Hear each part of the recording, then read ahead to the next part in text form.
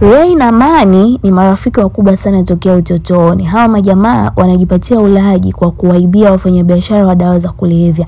Ili kuingia kwenye hizo sehemu kirahisi, wanajifanya kama watu wa DEA, yani watu wa kikosi maalum cha kupambana na dawa za kulevya, ili kutimiza kazi zao. Kisha wanawapora pesa na baadhi ya mizigo yao. But sheria yao ni moja, hakuna kuua mtu. Ray anaishi na mama yake mzazi Teresa, na aligundua mama yake anahitaji pesa taslim za dola za Kimarekani 10,000 kwa ajili ya matumizi yake binafsi. Na Mani yeye alikuwa anahitaji kufunga ndoa hivi karibuni, hivyo alitamani sana kuachana na maisha ya uhalifu. Pia alimshawishi rafiki yake, lakini tatizo ni kwamba bado wana uhitaji wa pesa, na pesa walizonazo ziko chini ya kiwango cha malengo yao. Sasa inabidi waandae bomu kubwa zaidi litakalowapa fedha nyingi ndipo waache uhalifu, na ili kufanikisha hilo wanaajiri mfungwa wa zamani Rick ili awasaidie.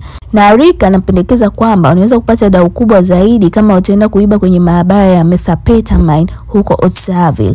Wanakubaliana, na siku ilipofika wanawasili eneo la tukio. Sasa Ray na Mani walimweleza Rick kuwa hawaruhusiwi kumuua mtu au kufyatua risasi. Rick anakubali na mission inaanza. Wanafanikiwa kuzama ndani na kuweka wahusika chini ya ulinzi, lakini kazi haikuwa rahisi maana wahusika walikuwa wakaidi, na mmoja alipojaribu kushambulia Rick alifyatua risasi.